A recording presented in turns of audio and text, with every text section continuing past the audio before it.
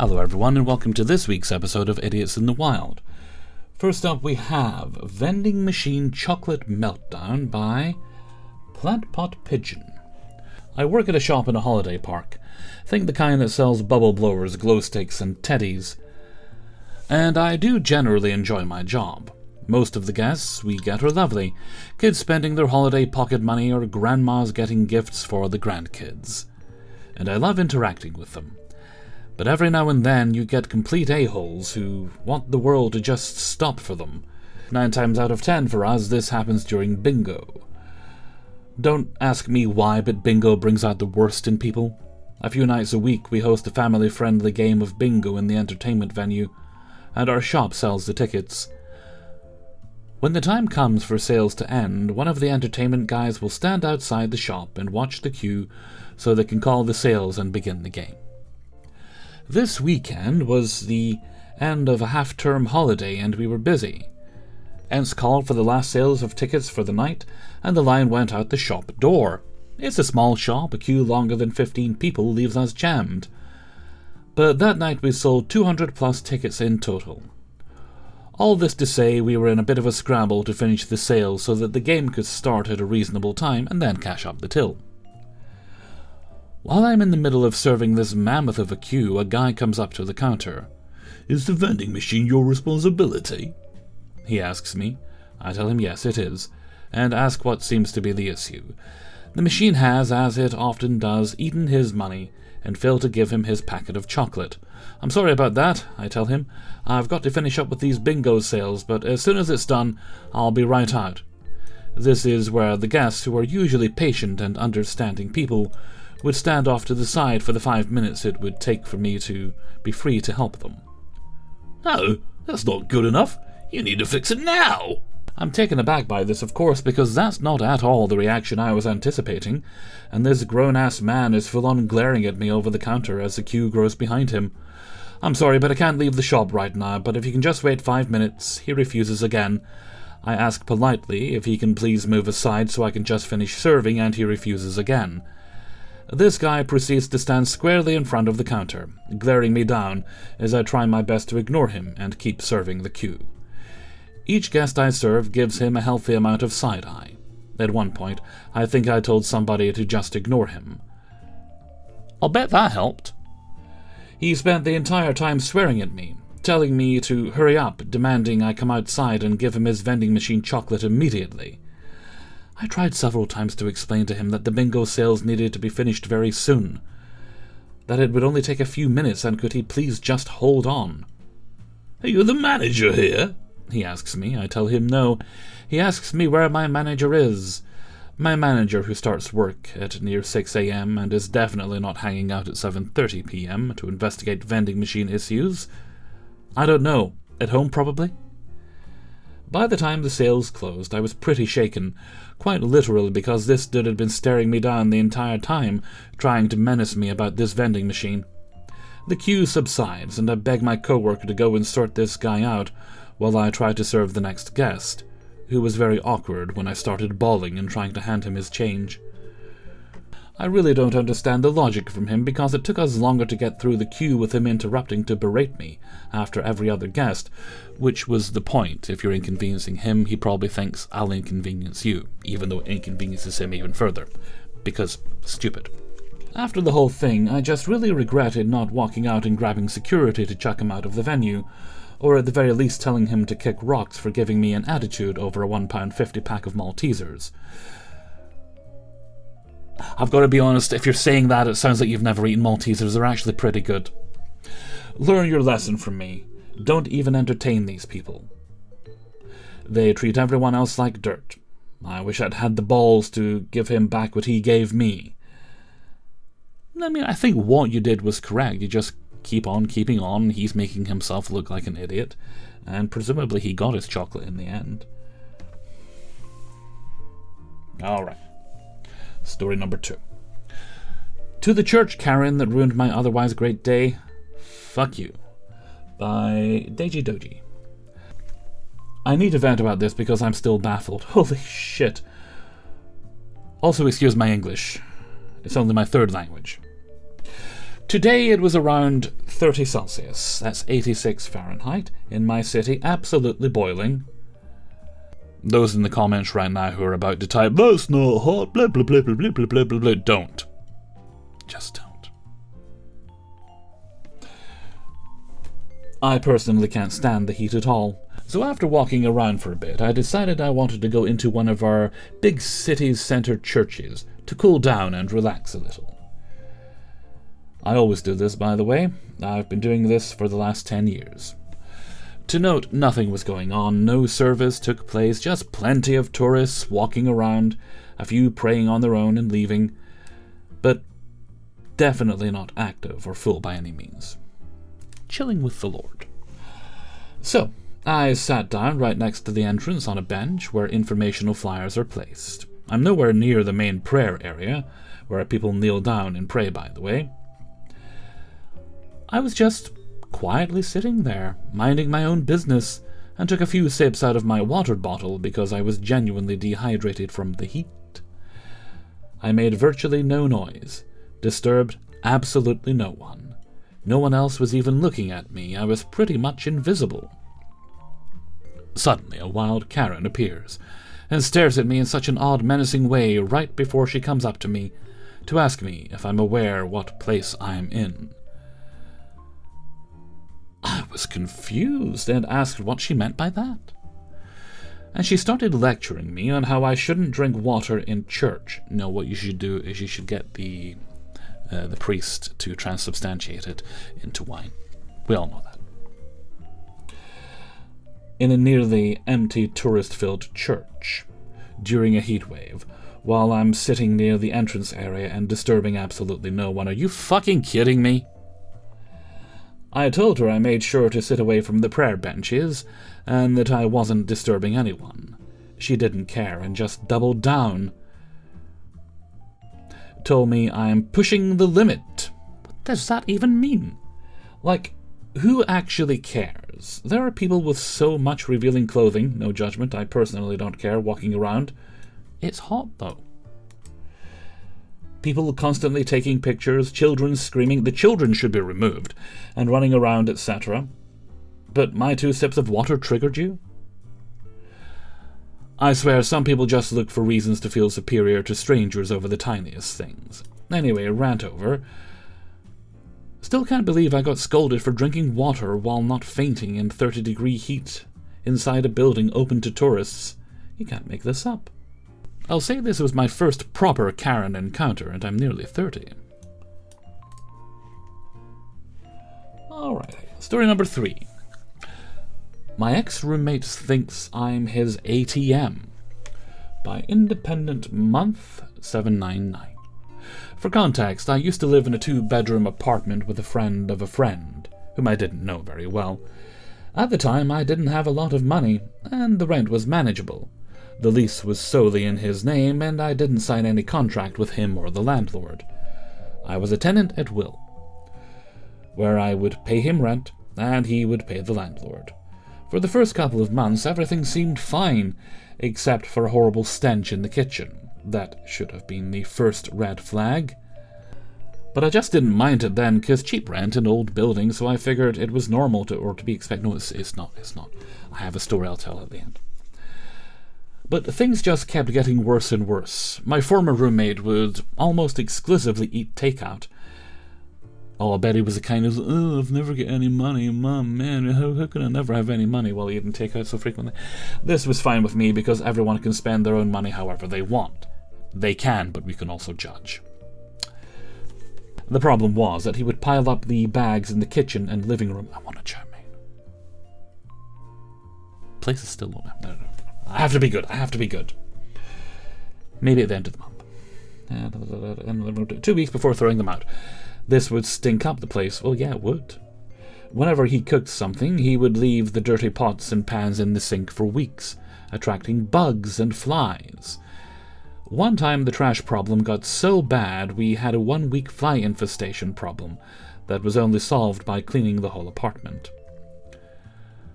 For some weird reason, the dude didn't shower regularly. His reason being, if I don't sweat, then why would I shower? But he had become nose-blind to his own body odor, so every time I walked past his room, or to go to the toilet, I would get a whiff of his sour, sweaty air coming from his room, even though the door was closed. Whenever he did shower, it was at random hours of the night. He used to shower between 1 and 2 a.m. Now this wouldn't be a problem if the dude didn't blast music for half an hour while he showered. I don't know how or why our neighbors didn't file a noise complaint, but I'm thankful to them. We had opposite schedules where he would stay up all night and sleep through the day, where I would be a normal person and sleep at night and work during the day. Whenever it was football or soccer season, he would try to stay up all night watching games and screaming at the top of his lungs. This was 3 a.m. for us. Again, I don't know how or why our neighbors didn't file a noise complaint or two. I was fed up with this and decided that the cheap rent wasn't worth going through. So I told him that I was going to move out. I gave him a notice of 37 days in advance. From when I told him to signing a lease on my new place was probably around 10 days or so. So I packed up all my things and left my keys on the kitchen counter on May 16th. Everything was going well until he contacted me last week asking if I could chip in rent. Since rent was due, mind you, I had given 30-plus days notice and paid rent all the way till the beginning of June. I left behind my deposit that was equal to a month of rent, since the deposit was tied to the lease and wouldn't be released until the end of the lease period, and about 20 days of prepaid rent. I had also paid for my share of the utilities for the whole month, even though I only stayed in the apartment for half of it. I told him I already moved out, and that I wouldn't help with his rent, because I have my own rent and bills to pay, and I don't live there anymore. Then he said he was in financial distress, because I left and he had to pay rent. Well, he had noticed that his parents would pay the rent, but won't provide any more financial support. I told him he could rent out my previous room, which is what he should have been doing, and that he would get a cash injection since the rent was already paid by his parents. He said that he had $200 for the rest of the month, and, well, stop ordering takeout then, you loser, and that I had to help him out because I decided to leave. The first time he tried to get 2 months out of me after me rejecting him. A couple of days later he tried again, but this time was 1 month. He worded it differently this time, that he wanted a month of rent as aid for food and other things until he could find another roommate, and that he was 70% sure he would find one by the end of this month. Once he found another roommate, he would give it back. He wouldn't. But if he didn't find anyone, he would keep the money he asked for and use it as collateral for me leaving. He really thinks he's got something on you, doesn't he? He doesn't, but he thinks he does, meaning if he couldn't find another roommate in said time frame, he would keep both 1 month of rent, if it was given to him, and my deposit. I had already given up on the deposit, and tried to tell myself it was the price to leave and have peace of mind, saying that this was a gamble he was willing to take, but at my expense, since all the risk is on my side, because the rent is already paid. I knew that giving him this money wouldn't have gone well, since he would have less incentive to find someone else to fill up my room. And next month he would try to pull the same trick on me. I also don't believe his that I'm broke story, because since then he's posted multiple Insta stories going out to restaurants and clubbing with friends. In the eyes of the law, I did everything I was expected to do and more. Given that we had no formal contract between us, it was a verbal agreement with no set time. I gave 30-plus days notice, which is all you're really required to give, I think. Anyway, prepaid rent and my deposit to buy him some buffer time for him to find someone else to fill the empty room. And now he's trying to get money out of me and blame me for his financial situation. Just block his number is what you need to do. You don't need to be engaging with that crazy anymore. You're free. Story number 4 is Player Created Character with No Attempt to Interact with Party by Metro Zero. For context, I am the GM, and the setting for this game is a university, with a Persona-like campaign structure. So some of the content is in the university, and then players enter these sort of dungeons that exist in a parallel world.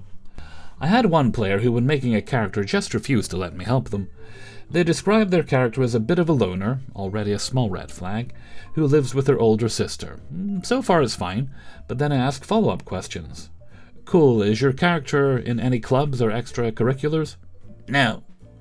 How about any friends at the university? No. They only really interact with their sister. Sister doesn't go to school, by the way. So what about hobbies? Anything your character is into? No, they just like reading. I need you to help me out here. Your character is at university. Class just ended. What are they doing? Probably just going home to read, I think. Guy gave me nothing to work with, and when I asked him, how is your character going to get involved with the plot of the campaign? Again, no answer. I did tell him that to get his character involved, without some kind of assistance from the backstory, I'm going to have to make an extremely introverted NPC that adopts him, which I generally don't like doing. They said they were fine with that. Fast forward to Session 1. Since it's university, I told everyone in Session 0 that the first session would be at the club fair that's hosted during the first week of the semester. When I asked him what his character would be doing, he said his character wouldn't be there at all and would just go home. I'll remind the listener this is a fantasy world where you can do literally anything. I had to create a side scene where the extroverted NPC I made literally forces him to go to the club fair, and I think the part I found frustrating was that I told him I was going to do this, and he agreed to have an NPC adopt him, but he was still resistant to it. But eventually I get his character to the club fair, where he refuses to interact with other players. Then the quest starts. Enemies spawn, people panic, players fight off the bad guy, and can follow them through a portal into that parallel world I mentioned before. 4 out of 5 players agreed they were going in. The subject of this post just says character leaves without saying anything. I'd really wonder what they're getting out of this. What's the point of even being involved? The 4 out of 5, who I think at this point were annoyed with that character, decided to go in. So I tried to be clever in the rate for the last guy. You see the 4 other students go into the portal. Would your character have any sense of heroism? Maybe realize that there is strength in numbers, and you can make a difference? He already left. At this point, I just got fed up and said, okay, here's the deal, man. If you don't go into that portal, you don't get to play next session. 4 out of 5 party members want to do a dungeon. I'm not about to do a 4-to-1 party split where the one just reads a book in their home. I hear him audibly get annoyed and say something along the lines of, Fine. My character feels a forceful tug as he gets magically pulled into the portal. He ended up leaving the campaign after that with a passive-aggressive message in chat. I was going to give him the boot anyway, so it worked out. But it still shocks me how people will sign up for a D&D game and just refuse to interact with other people. Alright, 5th and final story is anonymous. I work at a clothing store, and our supervisor is so rude to me every day for like the last month. I don't think she's doing it to anyone else. Every little reaction with me, even as simple as me saying, I'm going on my scheduled break, it's, well, why wouldn't you be? It was time for you to go 2 minutes ago. I rarely have an interaction with her that's plain and normal. Examples: she'll ask me to confirm something obvious on the walkie-talkie. She was going to grab a short-sleeve shirt for me and went back and forth on the walkie like, you mean a short-sleeve t-shirt? Oh, you didn't say short-sleeve, so you really want short-sleeve? I thought you wanted long-sleeve. I guess I'll bring short-sleeve then. She has helped customers, even sometimes customers that I already started helping, then accused me of not helping anyone, forcing her to have to. Then complains about my numbers being low as if she didn't steal my sale. I actively help anyone I can because I want my numbers to improve. You got to start sniping sales from her then. I'll admit I'm perpetually a few minutes late, never call off, but even when I'm on time, she acts surprised when I come in. Once got angry with me because I came in and was working and she allegedly didn't know where I was because I didn't walk up to her and say, I'm here. But I was on the schedule, so couldn't that be assumed? Has stood behind me in the middle of helping customers build outfits, etc., to try to get me to leave to go on my 15-minute breaks. The general rule is you have time for your break, but if you have a customer, you would wait for them to leave. With me, if I have a customer, she pesters me constantly, asking if they left yet, even asking me specifically where my customer was so she could see him to prove to her that I'm actually helping someone. Like she thinks I'm lying, saying I'm helping someone to avoid going on a paid break. Yesterday I wanted to buy a jacket, so I waited until I clocked out, then asked for her to check me out. She said she's so busy with closing procedures that it would push her back to check me out. I'm like, no problem, I can buy it tomorrow. She then proceeded to check me out, but complained the whole time. I was supposed to leave at 9. She's scheduled until 10 to help close. Clocked out maybe 9:03. Around 9:05, she was yelling from the front of the store to get me to hurry up and leave the store, but I was buying my things. By the time I got out there and asked her to check me out, it was maybe 9:06, 9:08. She was complaining that I have to be ready at the door for her to walk me out of the gate since she has the key because it's too hard for her to walk me to the gate this late when she has to count the registers. The gate in question is like 10 steps away from the register. So today I had downtime, and I saw shirts were messy, so I was fixing them. She came up and said, "Actually, the shorts over there are even worse, so could you straighten them up instead?" I said, "Mm-hmm." She said angrily, "No, it's not mm-hmm. You need to do it now, because we have a corporate visit soon." This seems like no misunderstanding, just plain rude. I spoke to the general manager today. He wants to have a meeting with me and her tomorrow to mediate. I'm sensitive and can cry easily, so I might need a shot going into this. Any advice? The only thing you can really do is to kind of just push back against her behaviour as much as you can without getting into trouble. Because the more you take it, the more she's going to do it. She's not going to like it when you stand up to her. I used to work with somebody, well, a couple of people like that, but one person basically thought she owned the fucking shop. Nobody, it was amazing, like nobody beyond the manager in that shop liked her. Like literally everyone hated this bitch. She eventually left not long after I did, from what I heard. I've always wondered if she left or was she asked to leave, because I know they got a new manager in, and I expect the new manager wasn't down for her bullshit. Anyway, I wish you luck with it. And that brings us to the end of today's video. Big thanks to everyone who allowed me to use their stories. If you'd like to support the channel, you can sign up for my Patreon page, which is linked in the description. $1 or more a month gets you early access to all the videos at once on Monday. You'll also find a link to my merchandise store, as well as my Discord server and my Threads account.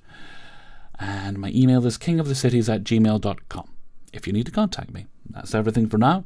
So until next time, thank you very much for watching, and take very good care of yourself. Oh wait, before I go, I did have a story I was going to tell, didn't I? It's not a fun story, it was just a relation to the weird smells. In the case of my story, the weird smell was coming from the bathroom. Now I know what you were thinking. Did you have a wonderful night the night before and is that what caused the smells? No. It wasn't anything like that. It's a problem that's happened before, and it's essentially, it smells like it's like sewage, like a sewage smell coming up. It's like through the water in the toilet is what it smells like. And there was also, I discovered, a flooding issue. So I called up the the folks that deal with the repairs in the house. I called them up. I reported that, and there was another issue as well. There was like a dripping tap in the kitchen. So I figured, you know what? I've been tolerating the dripping tap. If they're coming to deal with that, they can deal with that. So they came yesterday, and turns out about 18 years ago, I think it was 2009, so it's probably about 18 years ago, when they redid the bathrooms. They have apparently done the pipes wrong and linked things together that shouldn't be linked together, which is what's causing the flooding issue, it's what's causing the smell issue. So they're going to have to come and redo the pipes in the bathroom now, which is interesting because I think they're coming to redo the whole bathroom at some point anyway, because it's one of the things they do to maintain the properties now and again, which I'm happy for because the bath needs replacing. So hopefully they take care of that, because it's not a nice smell and it's not something you should have to put up with. And happy to report that the drippy tap was repaired by replacing the whole tap, and it's actually a little better because it's taller now, so it's easier to fill like large bottles. So that kind of worked out in my favor. It did also motivate me to stop being such a lazy sod, and because I had people coming, I had a bunch of stuff that had been sitting on the sideboard for us. Okay, I'll need to get that washed, or re-washed rather, because it had been washed initially, and then put away. Anyway, bye.